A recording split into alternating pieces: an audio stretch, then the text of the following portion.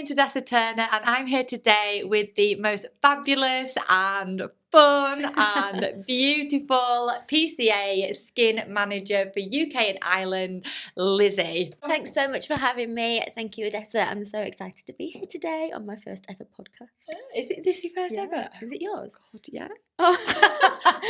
Okay, so let's talk. First of all, how did you find the amazing PCA skin event? Can I just say at Claridge's in London was insane.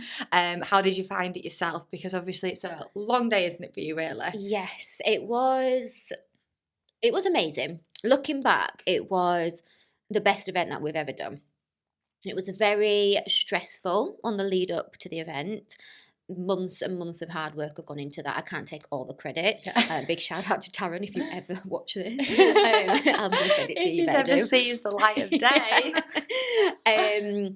But the feedback has been incredible. So we changed it. You've been to one of the social symposiums I came to the Manchester before, one, and we've changed it since then. Obviously, then it was, we'd just started doing those events. That was a little bit of fun, really, when we had the naked dancer twirling from the roof. So it wasn't that serious, but this was very serious, and it was our biggest event that we've ever done. So obviously we had the full day of education. We had our keynote speakers, we had our 2 trainers, PCA skin trainers with 25, 30 years of experience come over from the US, and the full Colgate team were there.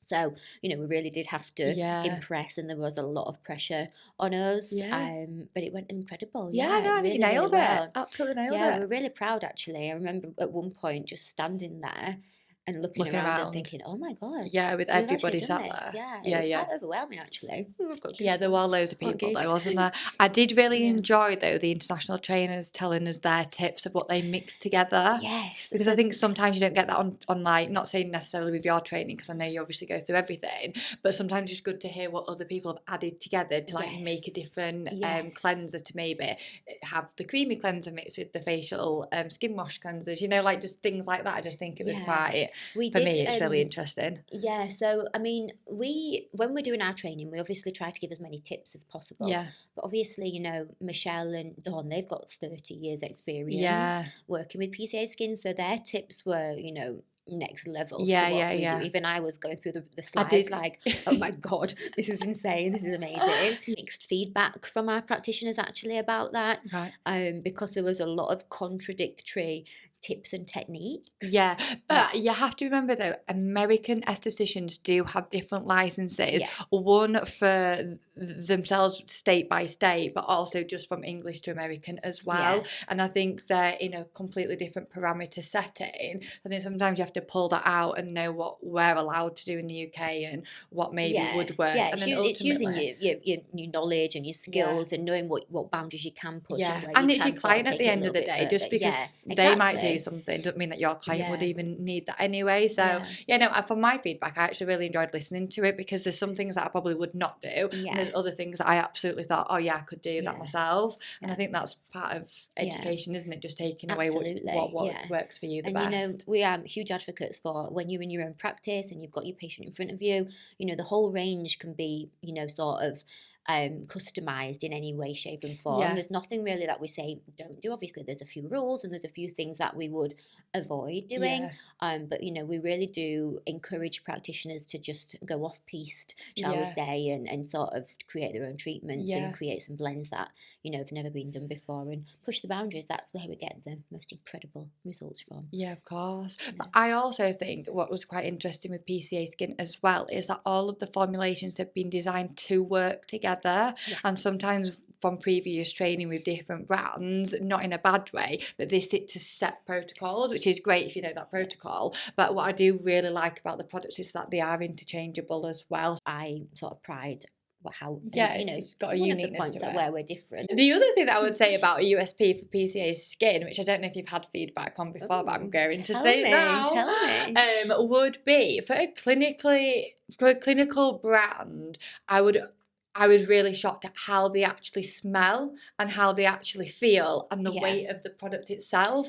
Usually a lot of the brands that I've worked with will kind of sit differently in the market for whatever marketing reasons. And I've not really ever been like, it has to smell nice. Like for me, it always has to do good. But I was really surprised with the PCA how nice the texture is, and how much they actually have a bit more of a scent to them. It's not fragranced in the sense where you feel like it's overpowering. It's fragrance free. But they do have a luxury aspect to it, which I really wasn't expecting, because a lot of the other clinical brands that I've worked with tend to stay away from kind of having that luxury feel to them.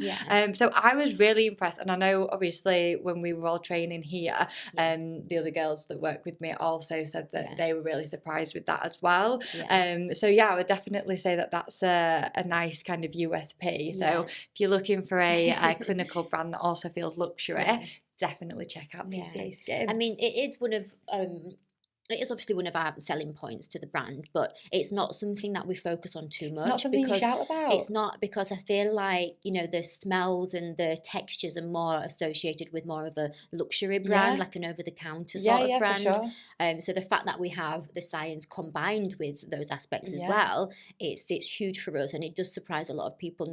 Because a lot of the time, especially patients as well, they feel like a medical grade brand shouldn't particularly feel nice. It wouldn't smell nice, it might be too aggressive.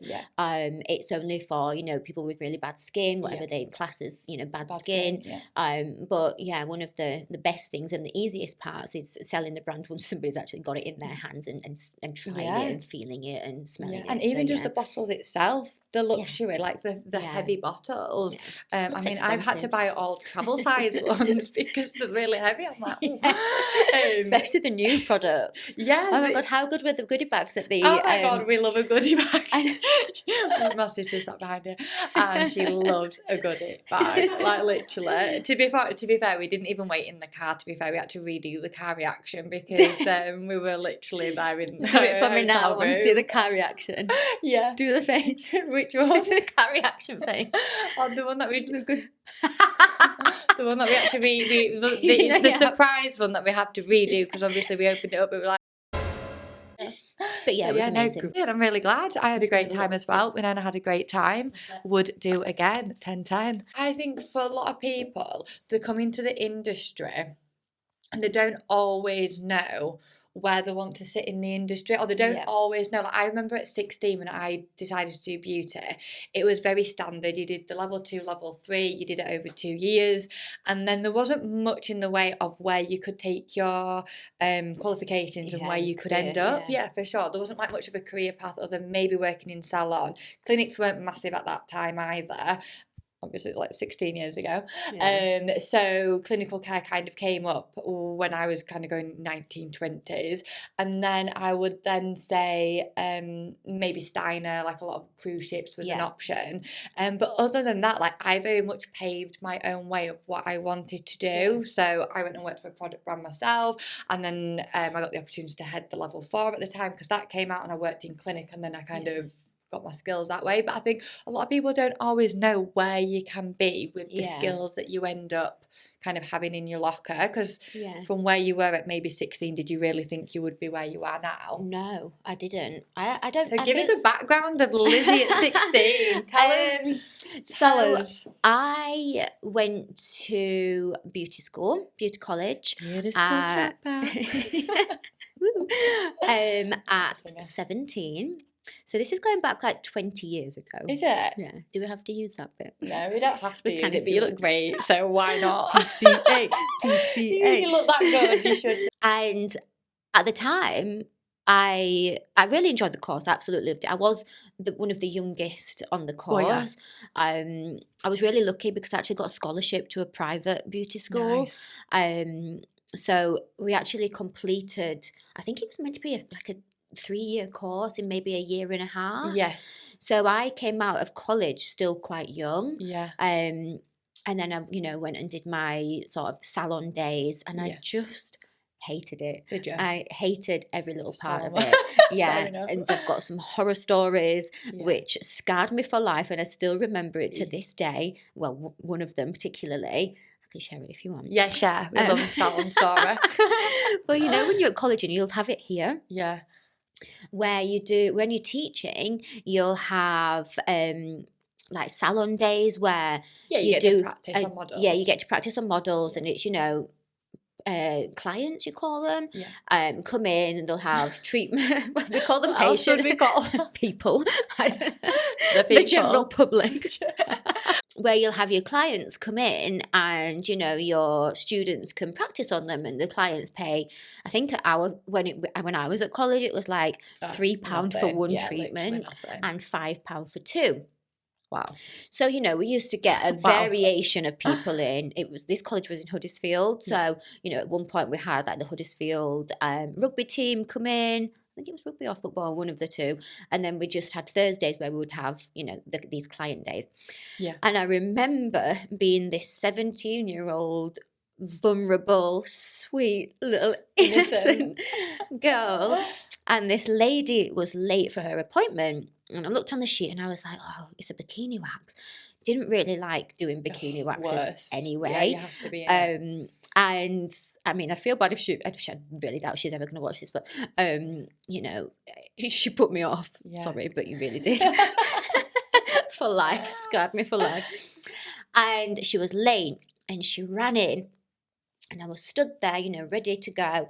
And she jumped on the bed, whipped off her trousers. And I was like, oh, okay. I'm like trying to cover, you know, a bit of modesty with some tissue, some couch roll. And she was like, oh, don't worry about that, love. Just don't stop for traffic. And she sits there, she's got her legs wide open in the air. And I was like, yeah, it can be quite intimidating though as a student when the client takes over. Yeah. I mean, I've never seen it before. I was like, oh my God. So I'm trying to like be really careful and be really gentle. She was like, oh love, don't stop for traffic, just get in there and get it whipped off. And I was just thinking, oh my God, this is awful. I just don't want to go. The thing is though, what I find as well about like traditional beauty routes is because you do a bit of everything, great if you don't know where you want to be in the industry, but if you know what your interest is, like particularly now obviously with our private training we do tap like specific pathways for people, so if you've got no interest in any time being a waxer, then you don't have to do that, and then if you decided that you become interested in that in like 6 or 7 years time, you can go back to that qualification and get it. But just because you do the full level 2 beauty route doesn't mean that you're a better facialist than another person, because technically that facial unit is the same no matter what, in terms of your qualification. So I do think that the industry is a little bit better now at being able to give you more structured pathways that suit you. Whereas I've got some friends who are waxers, unbelievable waxers, but like only do that. And I think a lot of people in the industry now, since kind of doing that kind of traditional route, leave behind whatever they don't want to do and then kind of pick up what they do. But what took you from, let's say, leaving college and being qualified to being obviously such a accolade of a title, now being the PCA manager for the UK and Ireland? That's a big deal. Thanks. It's strange because when I look back, when you're sort of going through life and you have these moments, at the moment when it's happening, you never think this is going to change or derail my route that I had planned.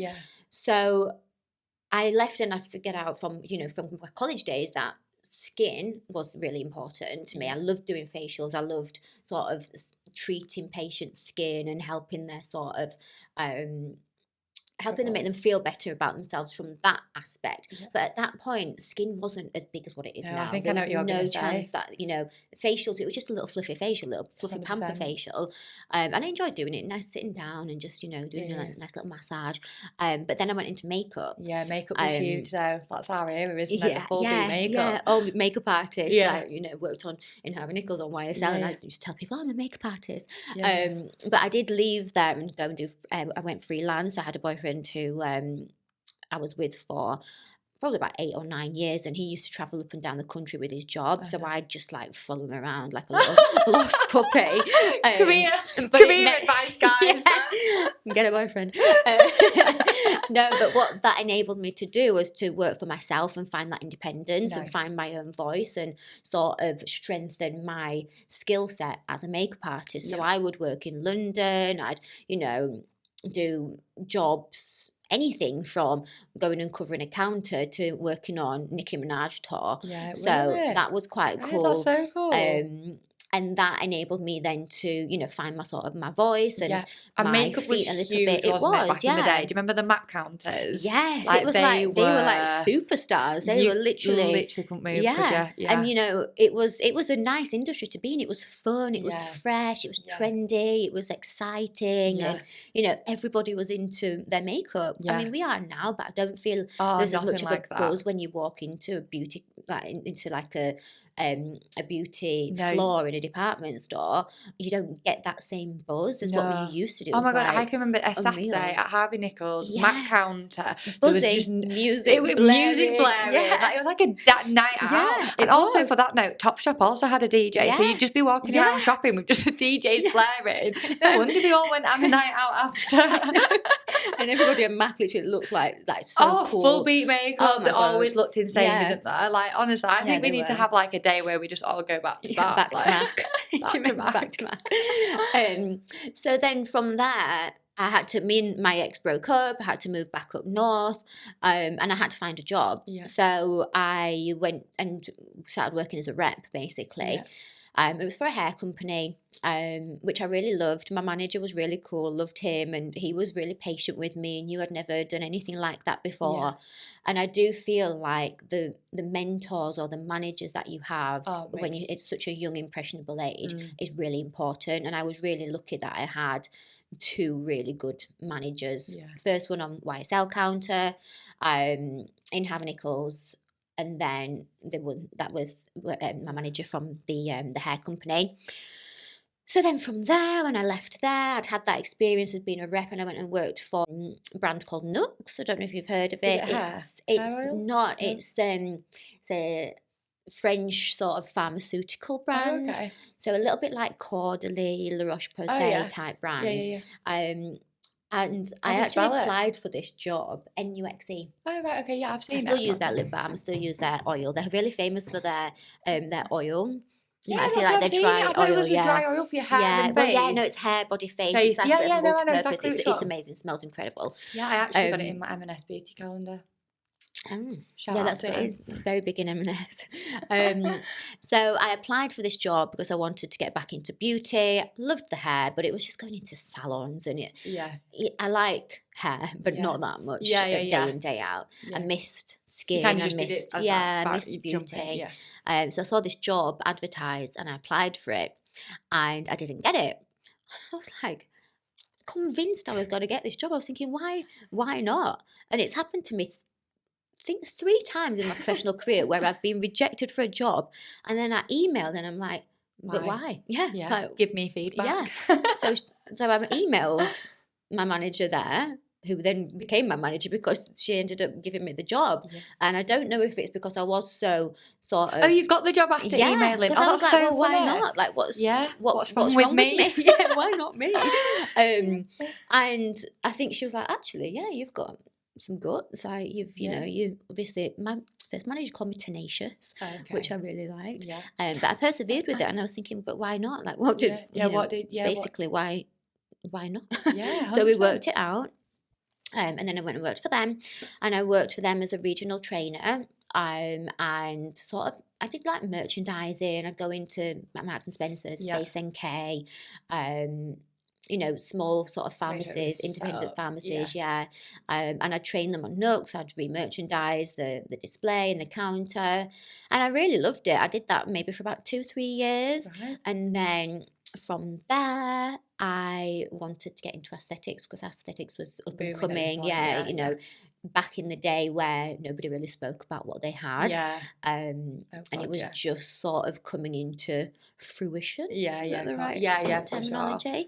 And I thought, I want to be at that. I want to get in there. So I went for a job, got turned down, emailed him, and I was like, why not? So we had this whole conversation about why I didn't get the job, and I sort of sold myself on the phone to him, and he said, okay, we'll give it a try. Amazing. Turned out to be the worst company I've ever worked for. they were not very nice, but it gave me the experience, and that's what led me to PCA Skin. So I worked with a consultant with this old company. I worked with them for about 3 months, that's it. And then PCA Skin was coming to the UK. So they were looking for somebody to launch PCA Skin. The consultant that I'd worked with at my previous role put me forward, and my now director approached me and said, we want to see you. We want to, you've come really highly recommended, which was great. I've never been highly recommended. I've had to beg for the job. Normally you send in feedback. It's like, what, you actually want me? And so I went and met him, and he basically offered me the job there and then. Amazing. And I got a little bit of sort of imposter syndrome, and I turned it down.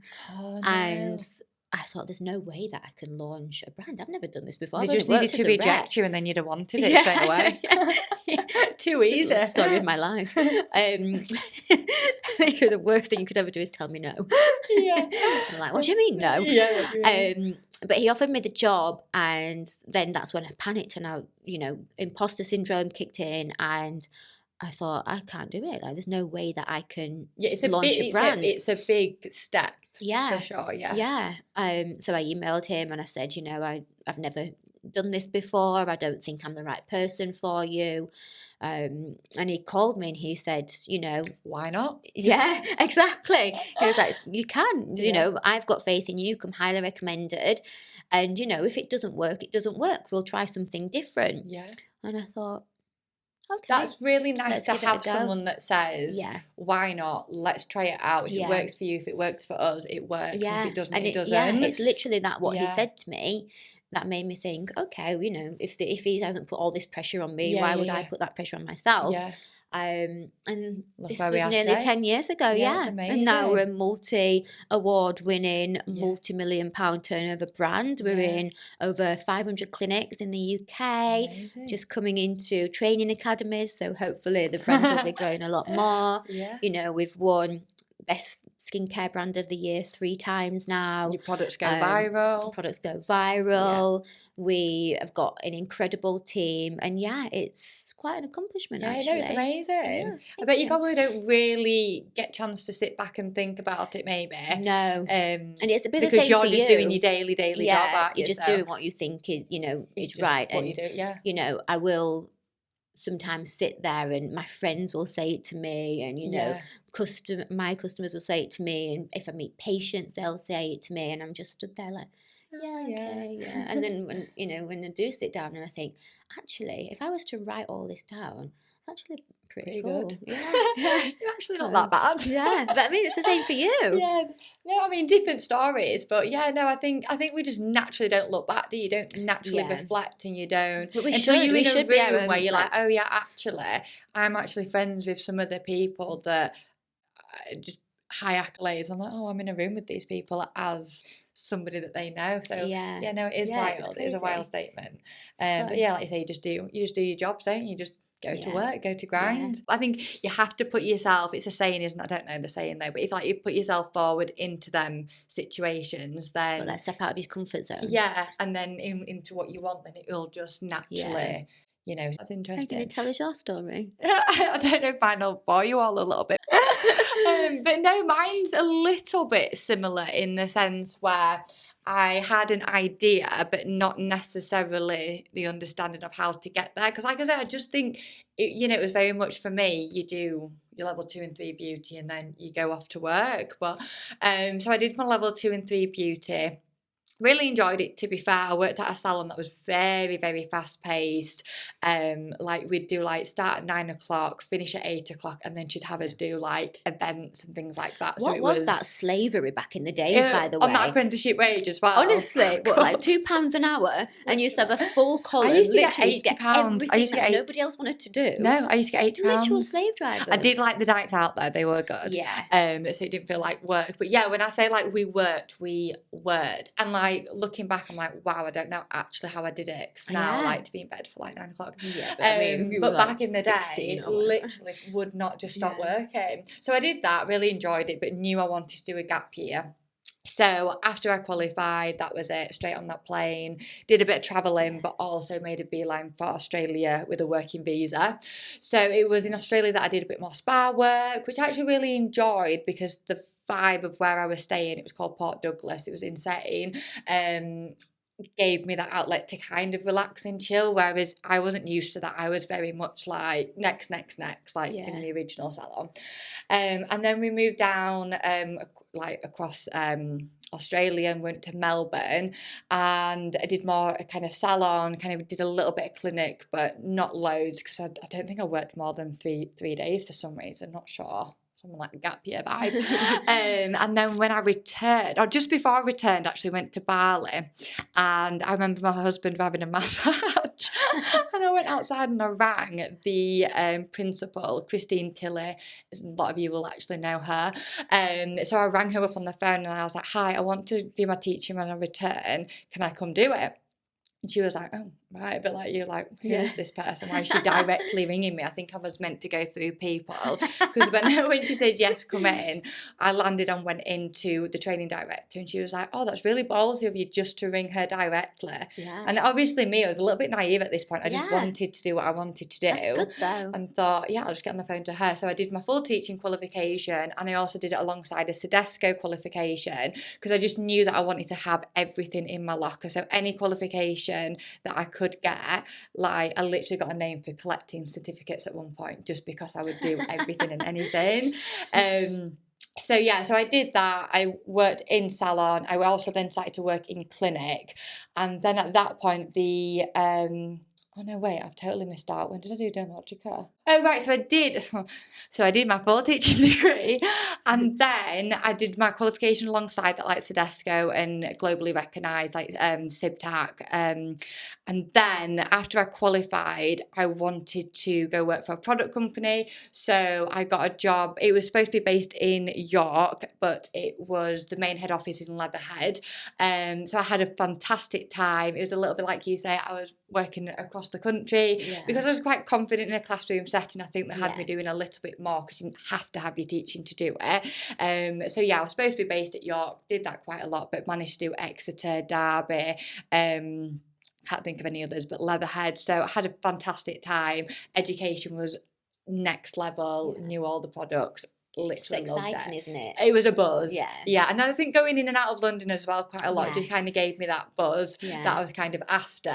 And then the level 4 was being written and was coming out, and then my training director rang me up and said, "Can you come back? We want you to head it." And at this point, because I'd had a lot of product knowledge and a lot of clinical work from just doing some work in clinic, I was like, I'm never going to buy a house in London. And I really wanted to buy a house. So I was like, right, I'll move back. So moved back, headed the level 4 alongside doing clinical work, and like I say, just got really into kind of hands-on with a skin journey. But what I should have probably said at the start was I always knew skin was going to be my thing. I don't know if I should admit to this, but I used to have really bad skin, like really bad, like acneic. In my version of bad would be like full-blown acneic skin, which at 16 to 19 it's just not what you want to be dealing with.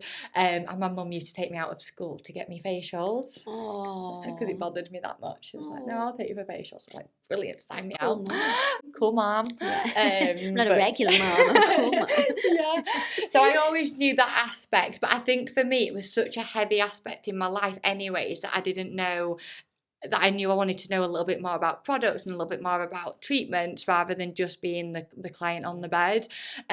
So I kind of like navigated all of this, and then I got my job as an examiner, which again kind of gave me that ability to travel, although then COVID hit and I was grounded. I got to do a lot of it like online, and we kind of do a few bits like here and there in person, which was really good. And then I got asked to do the judging for BABTAC as well, which honestly was one of the best things I could have done from an industry standpoint, to get to see so many good practitioners. And I think sometimes we shine light on all of the bad, and we shout about like, no, you can't do that, no, that person's this, no, that person's that. And actually the hardest part of the job is genuinely at the end of it deliberating because there's so many good practitioners out there, and I just think sometimes we need to just nod to that. So and then I figured that I should really create a space where people could come, get the qualifications, and basically take my experience from everything that I've done and use it as their own. And that's why we've got Beauty and Theory. I love it. And this place is amazing. And this is why you won your reward from Thank PCA you, Best Skin. Initiative. So I feel like I rambled a lot there and probably left loads out. So I don't know about you, but sometimes, like, honestly, I actually leave stuff out of my CV. Oh, yeah. I leave stuff out because I just think, God, they're going to think I'm lying. Like, just as a side note, I used to do, like, makeup brides on a weekend. Like, I would do brides, and I'm like, that doesn't sit into everything that I'm talking about, so we'll just leave it out. How anxious were they, though? Like, the night before, I don't know if you felt the same, but whenever I used to do a bridal makeup, oh my God, the night before I would never be able to sleep. Obviously you do like a little practice run, and then on the day you think, oh my God, I could literally ruin this woman's day. Like, if I did her makeup wrong, or if her sort of interpretation of a smoky eye is not the same as mine, then but you did bridal trials honestly, but sometimes you would get the ones that didn't have the time to do the trial, and then you'd go and do the makeup. You did more than me. I would only ever do the ones that would have a trial with me. My trials would take forever, because I literally would be like you're saying, like, this smoky eye, this brown one here, this that. And I used to like look at it, but like, what on earth did I write? And you used to charge like what, £80, and you used to be there for like 5 hours, 6 hours. Literally, But I had to stop because obviously COVID. I thought, I don't want to replace all my makeup and stuff. But it was fun for a little bit, but not forever. So when it was our day, it was to be a makeup artist. But I feel like now everyone's a skin therapist. Yeah, I feel like that's sort of the trendy place but to be like at the minute. I was really into skin because my skin was bad and I wanted it to be good for makeup. So exactly. Whereas now I think people have that clean girl kind of no makeup that takes literally like 24 steps, but you still look like you don't have any makeup on. Whereas at least we did 24 steps and literally looked full beach. So I agree. I think it goes in pendulums. How are you finding the industry at the moment? Coming from such an medical-led industry, you see a lot of people do injectables, things like that. How do you find it at the minute? Do you still think it's like roaring and booming? Do you think it's just steadily kind of coming in a little bit more holistically? What are your thoughts? A little bit of both. I do feel like there's a huge sort of push for the holistic side to come back in. I think, when I first came into the industry all those years ago, it was very much sort of holistic and massage and facials, where you would literally, sit there for 3 hours doing this treatment, and you'd use about 18 different essential oils and massage mediums, and they'd go out like an oil slick, but the skin condition would never change. Whereas it then went down the more medical route, where it was very aggressive treatments and lasers and CO2 and very aggressive treatments, chemical peels, where it would literally wipe out the whole skin and start again. And then it's taken a step back again and started to be more progressive rather than that aggressive approach. And then the holistic side has crept its way into these medical treatments. So we're getting a bit of best of both worlds at the minute, in my opinion. And I like the way that it's going as well, and I like the way that you can sort of pick and choose, because patients are more educated, or clients are more educated now, and they know exactly what they want. They know what ingredients to look for, they know what sort of treatments are available, whereas previously it was this facial or that facial, or this massage or that massage. But I think it's definitely medical, but with the holistic side to it as well, which I quite like. And I'm actually loving the holistic side being brought in. I really am. I do as well, because it doesn't have to be an uncomfortable treatment to be able to work. Shout out to the chemical peel scientists though as well, the ones that have really managed to finesse the blend of acid with some buffers in there, so we're not looking like we're Halloween the next day. It's not about that life anymore. About that Freddy Krueger look. No. And I'm actually seeing a massive difference with a lot of medical professionals wanting to know little tips and tricks on how to be a little bit more of a holistic, like even just down to cleansing the skin properly. You know, rather than wiping over with Clinicept and just getting on with it. We do get a lot of people now asking for, you know, one-to-one training on doing cleansing.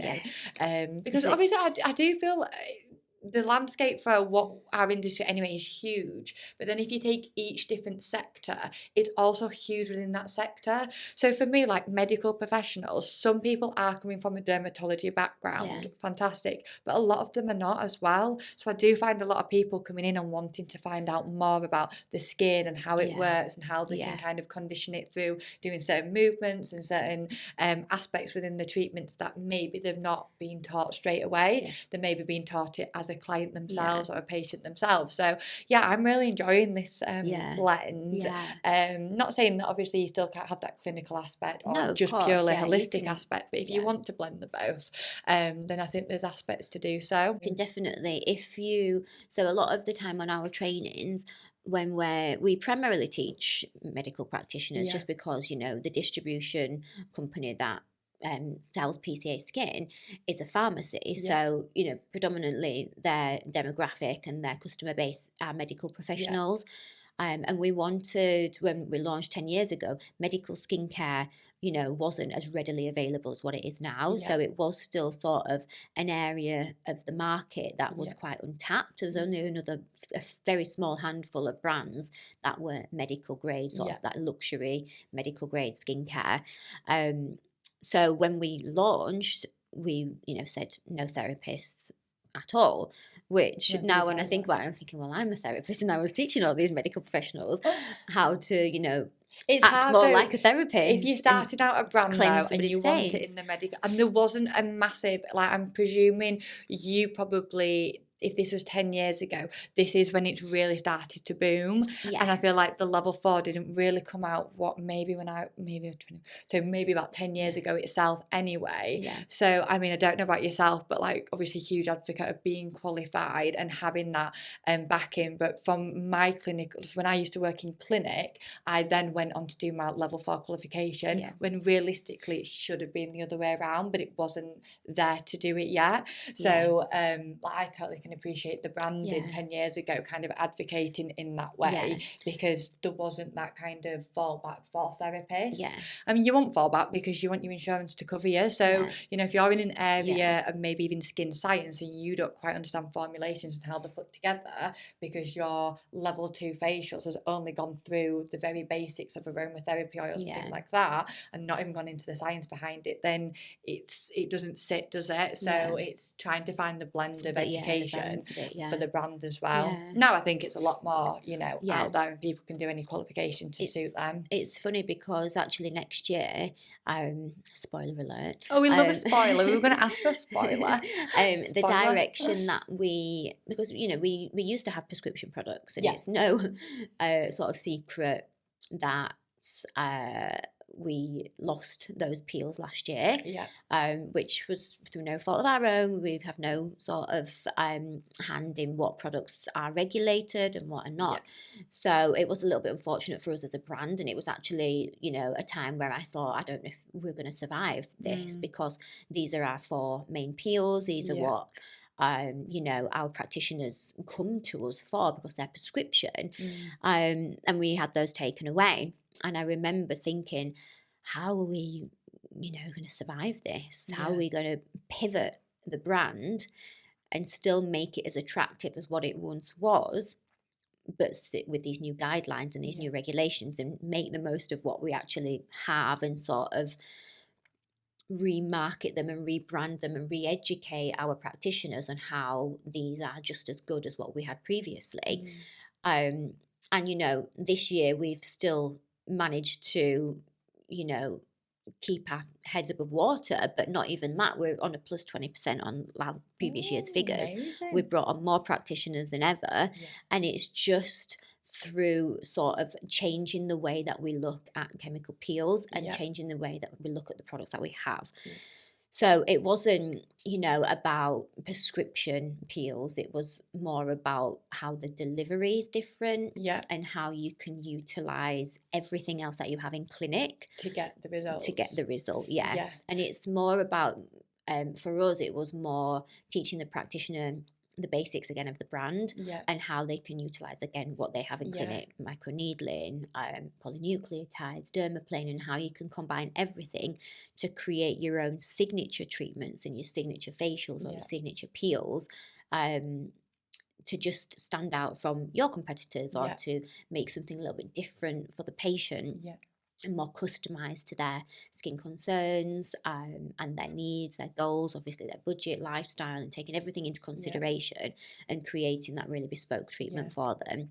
I also think that comes from education of the product itself as well. So I think we had to re-educate everybody, and I think as well, when people understand that actually there's a lot of science now that goes into formulation of products, that means that you can tailor and maybe apply this before this product, then it means that the acids can perform better, or more deeper. They can penetrate deeper in some aspects. Maybe you're applying something after to maybe get a bit more of a stronger after. 100%. So I think a lot of it comes down to understanding that science has moved, and therefore your products has moved, and therefore the education just needs to be behind the actual ingredients itself, and how they can work to then help that other ingredient after to do whatever job it's meant to do better. It's a process, isn't it?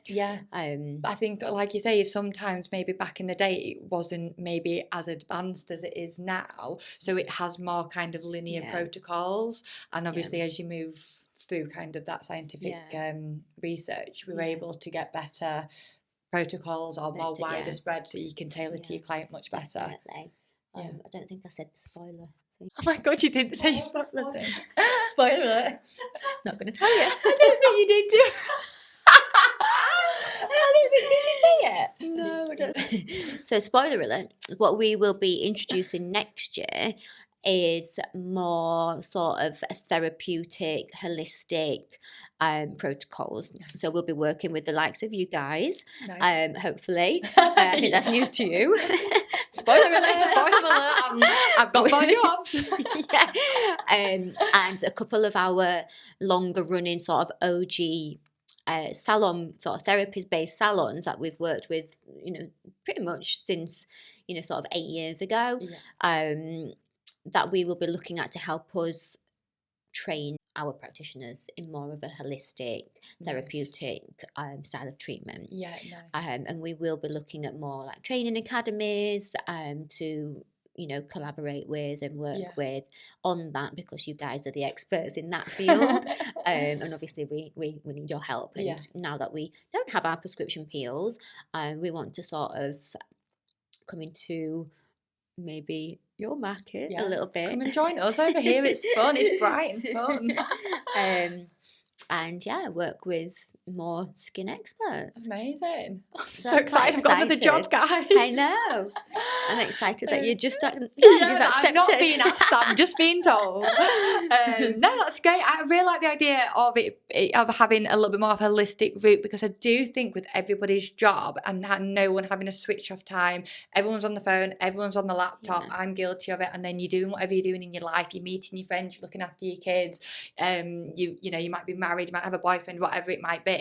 You just, life's ongoing, isn't it? And I just think having that holistic practice in these advanced treatments really can help, one, the treatment results, and two, the client themselves enjoying their experience. Definitely. So I think just little things like doing a thorough cleanse and maybe using heated mitts and just simple stuff that you can change in your treatments, just to give the client a little bit more of a time out, because it's a big deal for people to come and have time out now, like to put the phone away. It is a big deal. And I just think sometimes you just want to have that 50 minutes of peace and quiet and nobody talking to you or grabbing you, but still results led. So but still a result. There's nothing worse for me than being on a bed and not actually getting something at the end of it that I can feel like, oh my god, that's amazing. One of the things that I say to practitioners when they come on our courses is that the successful treatment to me is the patient enjoying it. Yeah. It's not the result that they get. It's not,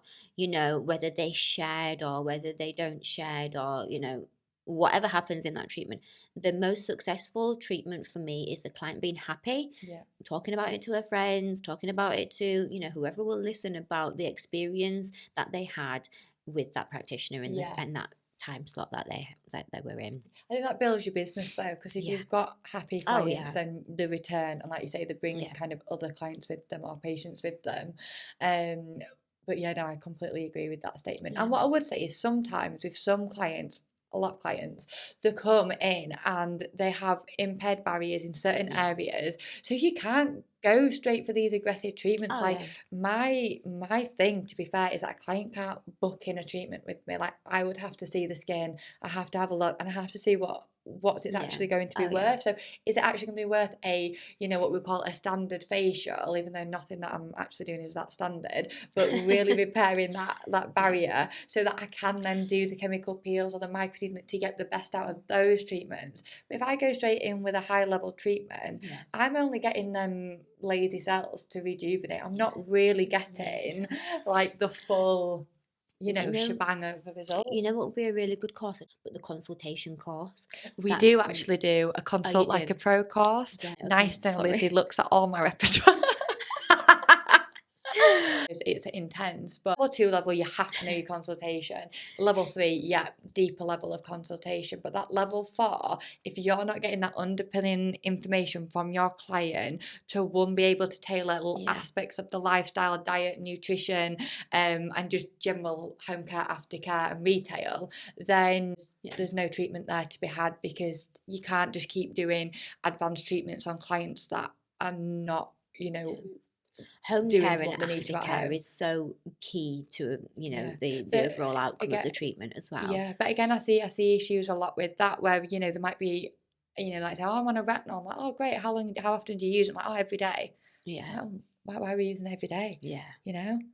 What's so I think for me, sometimes in that consultation it has to be about talking to the client about how to use a product, when to use it, how Yeah. often, and unfortunately that's not a one size fits all. It might come from the Yes. product company as a one size fits all, like 3 times a week or 4 times a Yeah. week, but that client might only be able to do it once a week or twice a week and then build it up over Yeah. time, because that skin might be super vulnerable. So Yeah. no, we do the Consult Like a Pro. You can find out more in the link below.